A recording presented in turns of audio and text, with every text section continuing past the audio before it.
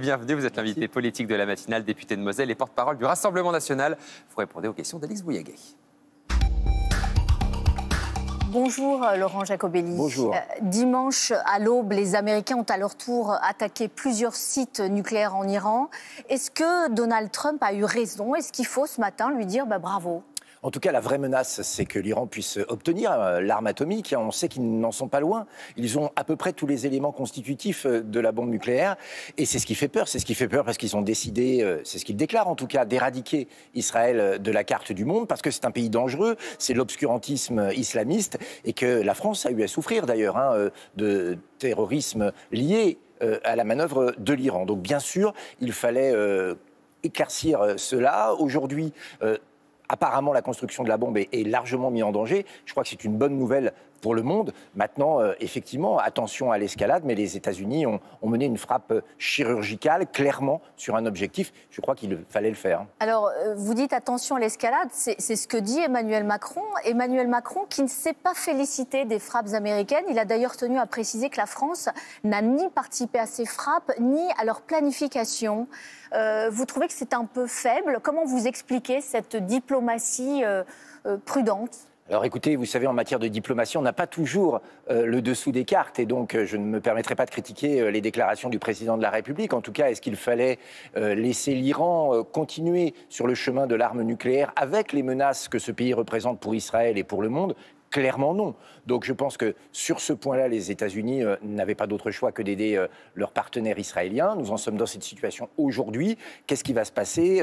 On ne sait même pas d'ailleurs jusqu'à quel point l'appareil nucléaire iranien a été détruit. En tout cas, ce qui est sûr, c'est que nous, en tant que Français, et c'est le message que nous pouvons lancer au président de la République, et il a commencé à le faire, il faut se soucier du rapatriement de tous les Français qui vivent en Israël ou en Iran, leur assurer le retour au pays et la protection. C'est, je crois, l'urgence de la diplomatie française aujourd'hui. Quand vous avez entendu Friedrich Merz, qui est le chancelier allemand, dire que finalement Israël fait le sale boulot pour nous tous, est-ce qu'il a raison de dire ça? C'est dit en termes peu diplomatiques, mais clairement, Israël est un confetti de démocratie et de liberté au milieu d'un monde plutôt dictatorial, parfois même islamiste. On le sait, l'islam radical représenté, notamment par l'Iran, veut se répandre. L'Iran, c'est le Hamas, ce sont les Houthis, c'est le Hezbollah, c'est la violence idéologique, c'est vouloir la fin d'Israël. Et je crois qu'Israël est un petit bout de liberté occidentale en terre hostile et que, évidemment, nous devons être solidaires. Attaquer l'Iran, dernière question, jusqu'où? Jusqu'à déstabiliser le régime des mollahs?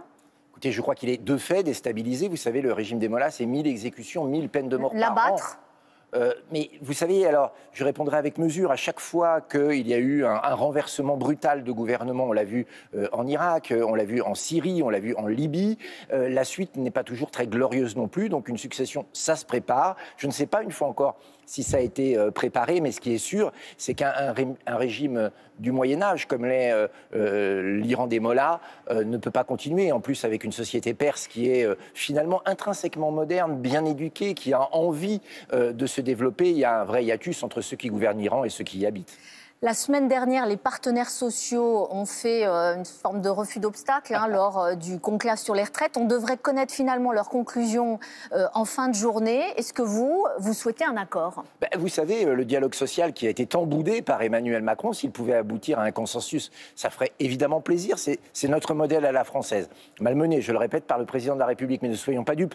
Si M. Bayrou a créé ce conclave, c'est pour gagner du temps. M. Bayrou, vous savez, ne fait que ça. Il n'agit pas, il ne propose pas, il ne réforme pas, alors que la France va mal, mais il gagne du temps.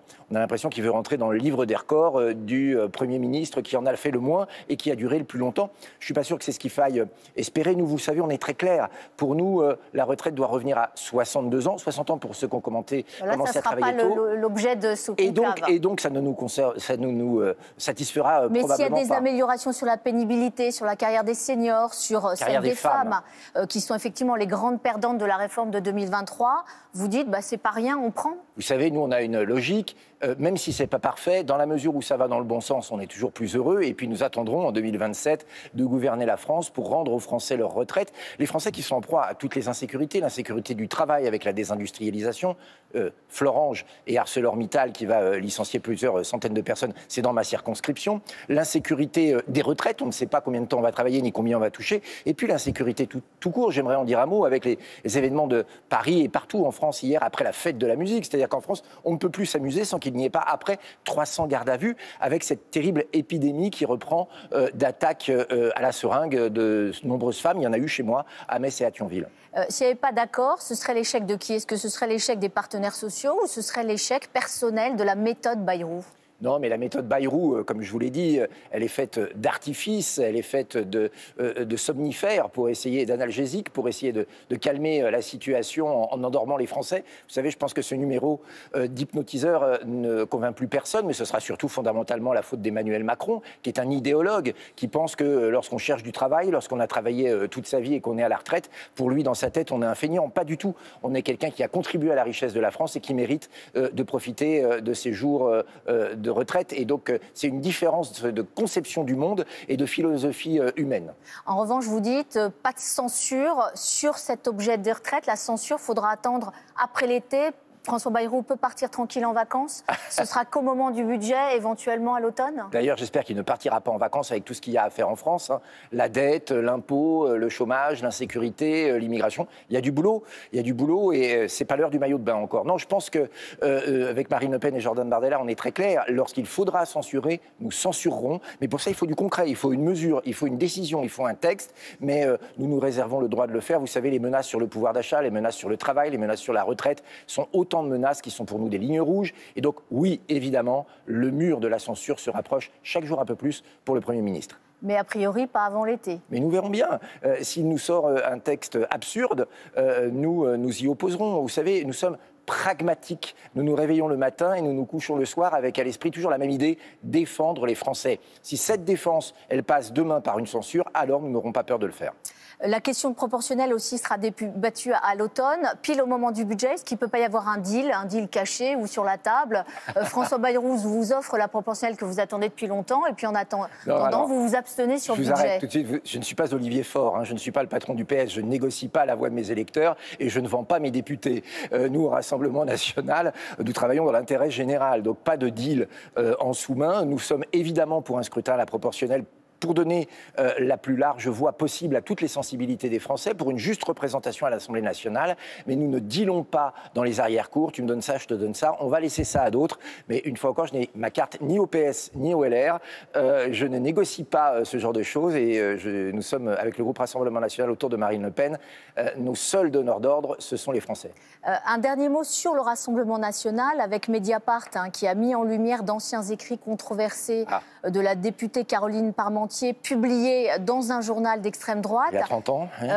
Il y a 30 ans, mais enfin, je vais peut-être épargner la lecture des propos, parce que ce sont des propos qui sont effectivement assez accablants, racistes, homophobes, antisémites. Jordan Bardella nous avait rappelé dernièrement qu'il avait écarté toutes les brebis galeuses. Ça veut dire quoi? Il y a encore des efforts à fournir? Non, mais ce sont de vieux faits.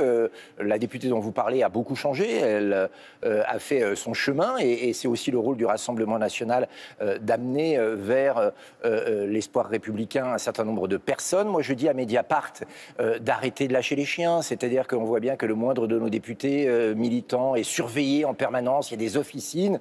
Je rappelle que M. Edoui Plenel avait soutenu le terrorisme en son temps à l'époque de Munich et je pense qu'il ne peut donner de leçons à personne. Mais c'est vrai que Caroline Parmentier, c'est pas n'importe qui. Non, je vous confirme. Une très proche de Marine Le Pen. Elle a été longtemps son attachée de presse. Donc, vous dites que ce sont des vieux propos, mais comme ce sont des propos extrêmement choquants, on peut s'étonner ou s'interroger sur l'évolution du Rassemblement national. Non, ne vous étonnez pas, le parti change, la société change et les gens changent aussi. Vous savez. Elle regrette ses propos, Caroline Parmentier? Posez-lui la question, mais en tout cas, elle était rédactrice dans un journal, elle suivait une ligne éditoriale. Vous savez comme moi qu'on est soumis à la ligne éditoriale aussi d'un journal. Qu'est-ce qui compte? Est-ce que nos députés aujourd'hui défendent les valeurs républicaines? Est-ce que nos députés aujourd'hui défendent tous les Français, quels qu'ils soient, leurs origines, leurs couleurs, leur religion. Oui, y compris cette députée. Nous sommes aujourd'hui réunis autour de ces valeurs. C'est aujourd'hui, en 2025, c'est ça qui compte pour savoir ce que nous ferons demain pour la France. J'aimerais bien, honnêtement, qu'on ait la même vigilance auprès de tous les partis. Je rappelle qu'aujourd'hui, le racisme et l'antisémitisme existent en politique. Ça s'appelle la France insoumise. Merci beaucoup, Merci à vous. Laurent Jacobelli. Bonne journée.